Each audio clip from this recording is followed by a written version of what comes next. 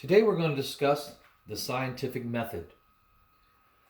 We will use the 6 steps that you see up here to go over how the scientific method is applied in research, and then we will give you an example of how the scientific method has been used to research something in the field of sex and sexuality.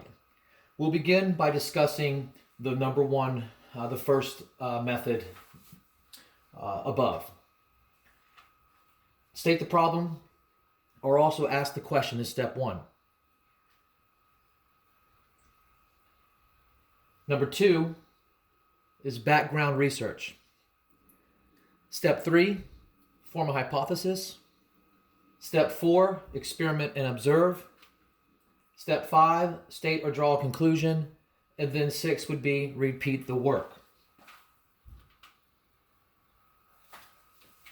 To deep dive further into step 1, we're going to ask a question or address a problem.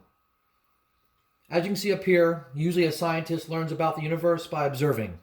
So naturally, scientific investigations are carried out to answer different questions based on observations. Who, what, when, where, and how gets us mostly to where we want to go with questioning. Sometimes the question seeks a solution to a problem, usually one that lacks an answer in a way that is falsifiable, meaning creating an experiment that shows the hypothesis to be false. If scientists cannot show their hypothesis to be false, then it is assumed that maybe it is true. Falsifiability is a concept that an observation can show that an answer is contradicted. Moving on to step 2, background research, information and research. Sometimes these steps are combined with step 3. The investigator addresses the question by gathering information and then conducting experiments, so he or she can then make observations. Background research and being familiar with what is already known about the question or its potential answer, to include any and all wrong answers that may have been previously identified, is crucial to this step as well. Step 3, form a hypothesis. Based off an educated guess, the investigator attempts to answer his or her question from step 1 of the method. With the use of current knowledge, previous solutions already in place, and with relevant current practices, a hypothesis is proposed that can be tested as true or false, essentially yes or no. The potential answer, the proposed question, will be stated in a way that allows for a single answer in order to determine if the person's hypothesis is correct. Moving on to step 4 is the experiment and observe phase.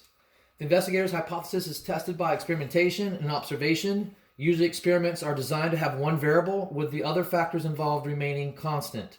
By changing a single variable at a time, the test is deemed fair because results remain objective in comparison to the effects of that specific variable in relation to the controlled conditions. All observations will be recorded to be further analyzed. Experiments will be repeated multiple times to ensure results are creditable and to account for any human error or contamination. Step 5 is draw your conclusion. Once experiments are complete, the results are analyzed to determine whether or not the hypothesis was true or false. If the hypothesis is true, then the question is answered. If the hypothesis is false, then whatever was learned will be recorded and a new hypothesis will have to be formed, including subsequent experiments and observations. Overall, in conclusion, this scientific investigation is a process repeated as often as needed to reach viable conclusions based off observation or experimentation, or both. For many types of scientific investigations, the conclusions leads to more questions and more hypotheses, especially in the field of sexuality and sexual behaviors, because the difficulty lies within the observation data and also with being able to definitively prove a hypothesis right or wrong. Now I will show you an example of where human sexuality has been tested with the scientific method.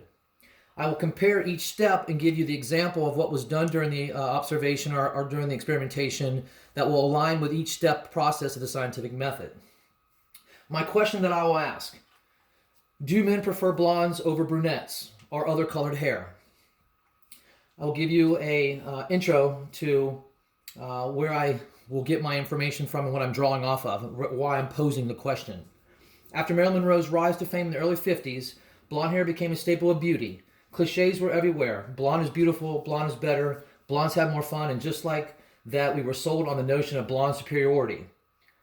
The reference is Scotty 2015. Now, I want to test this theory and see if it's actually true. Do men really prefer blondes over brunettes? So with step 2, the background research step, author Deborah Arthurs of the Daily Mail used poll data from Badu, a social networking website, where 2,000 men reported they preferred raven-haired women are essentially dark-haired women. This accounted for more than 60% of the polled men. The data also showed around one-third of the men polled found brown hair specifically the most attractive, and a little under 29% of men favored women with black hair. Red-haired women came in at 9%. A separate study conducted by Varun Swamy and Session Barrett provided additional background information through their own research.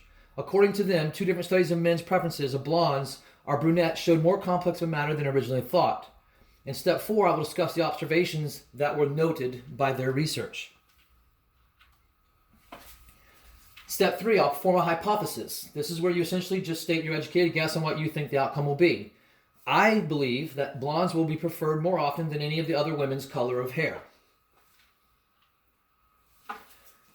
Step 4 is the experiment and observe. During the first experiment, the female test subject was employed to sit at a nightclub over the course of a few weeks. Throughout the experiment, she changed her hair color 3 times, blonde to brunette, and then to red. During this time, the experimenters observed and counted how many men approached her during a 1-hour period. Results showed she was approached more frequently under the blonde hair condition. Compared to the 42 men who approached her while brunette, 60 men expressed interest in her while blonde. As I mentioned earlier about definitely proving sexual traits in sex and human beings being extremely difficult at times, this next experiment results prove my point even further. So on the conclusion of the nightclub experiment, one would think that the evidence is clear that most men choose the blonde hair version of the lady and therefore proving that blondes are more preferred.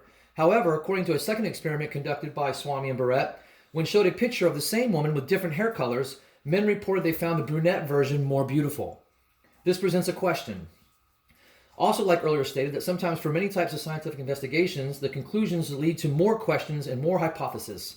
If men find brunettes to be more attractive, why did they approach the blonde women more frequently at the bar? Swamy and Barrett went on to propose the theory that men find blonde women to be more needy, thus making them more approachable in public situations. Dr. Raj Prasad and Adrian Furman for a HuffPost Lifestyle affirms the same theory. They claim that the blonde-haired women at the bar induce greater feelings of dominance or confidence in men, which in turn reduce their inhibitions. So in conclusion, which is step 5, with many polls and surveys essentially saying one hair color over another is preferred, one might still believe that true preference in hair color can be vary by location, country, and culture. To sum it up best, whether you prefer blonde hair, brunette hair, red hair, dyed hair, some kind of other colored hair, it really comes down to personal preference. While although the blondes were preferred on what it looked like on the face of the experiment, there are other psychological factors that played a part up to why actually the men went up to the blonde hair woman, and it didn't just come down to the actual color of her hair. These are the references that I used when conducting the scientific method and the research that I used for my example.